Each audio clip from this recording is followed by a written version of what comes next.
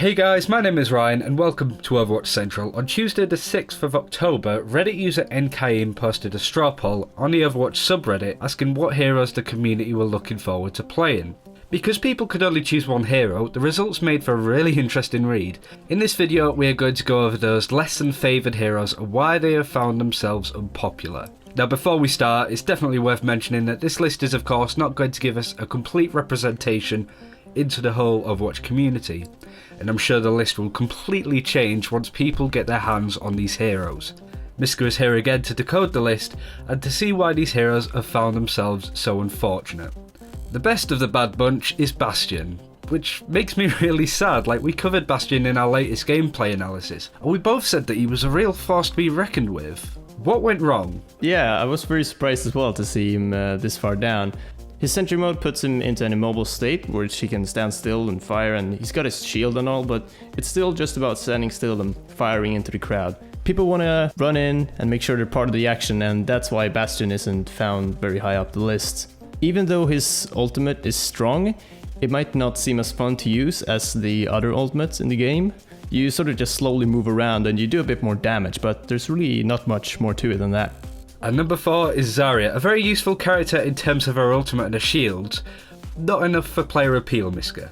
She doesn't have a single ability that actually helps her get through the map any faster, and she's there to tank damage and absorb it and become stronger in that sense, rather than bursting people down and jumping straight out of nowhere. And she doesn't have the element of surprise, she's just supposed to be there to draw aggro. And her ultimate won't kill a lot of heroes, it doesn't deal that much damage, but it will help in team fights.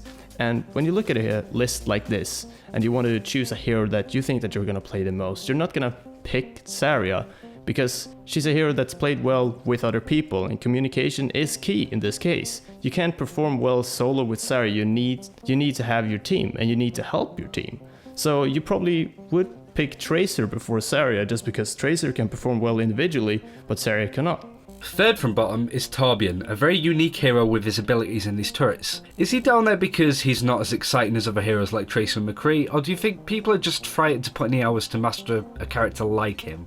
Again, it's not about mobility with Torbjrn, it's about placement of your turret, so it's more positioning than mobility. Similar to the other heroes here in the bottom 5, it doesn't seem to be as appealing to the community as a whole. And similar to Bastion, he's got very high damage, but the damage source is immobile, so it's not about jumping straight into the fight, it's more about staying just outside it and trying to pick off heroes to help your team out. Torbjrn's ultimate is more of a buff than an actual attack or move, and it doesn't seem like people are as excited for those type of ultimate abilities. Yeah, people just want explosions and exactly, yeah, a lot of damage very quickly.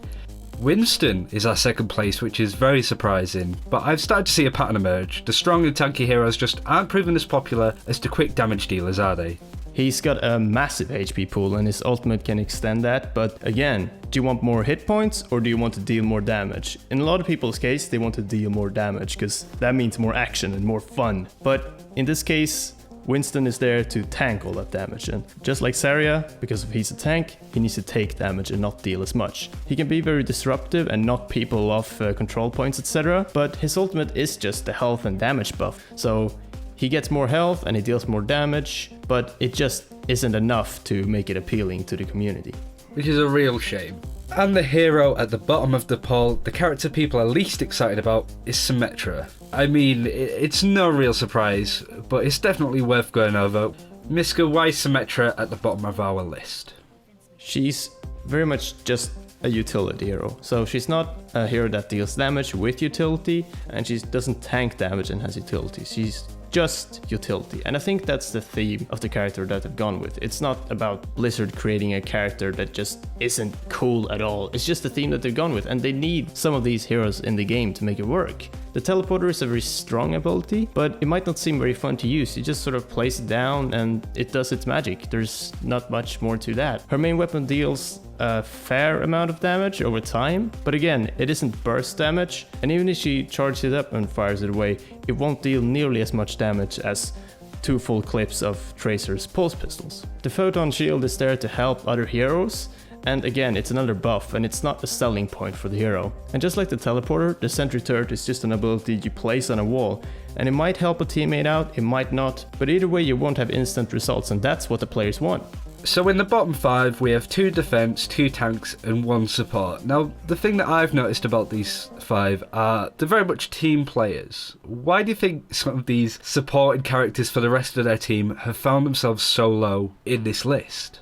So, like you say, these heroes are more about helping other teammates than actually performing well on your own. So instead of playing as Tracer, you'll be helping Tracer out.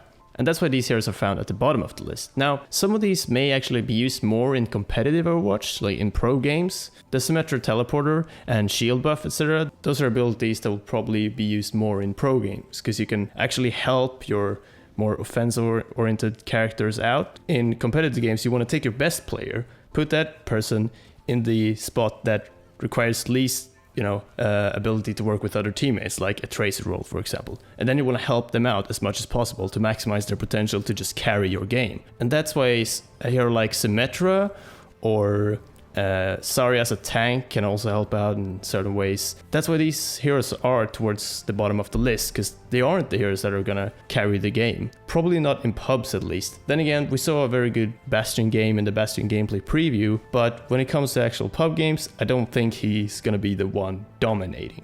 Definitely.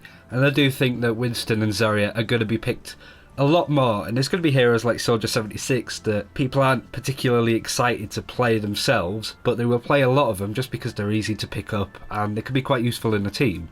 Yeah, I think some of these heroes are kind of situational picks and will definitely be used more in the esports scene and competitive Overwatch, the pro games. Like Symetra is a very good example with her teleporter. You can be very strong and you can help out your entire team to give them more of a boost and hope that they can perform better because of it. So Zarya, Winston, and Symetra, for example, there aren't heroes that we're gonna see a lot of in public games. They're there for tankiness and utility, and I definitely think that a hero like Zarya can be a very strong core in the team, and very useful in team fights with her ultimate.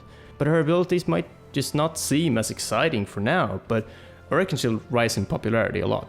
I'm excited for in like a year's time where we come back to this video and see how both these lists will probably have completely changed. Yeah. Cheers, Mysca, and thank you very much for watching Overwatch Central. Be sure to subscribe for more Overwatch content and tell us, what heroes are you looking forward to in beta? What heroes do you really want to play when the game comes out? Be sure to put in the comments below. Until then, take care, and we will see you next time.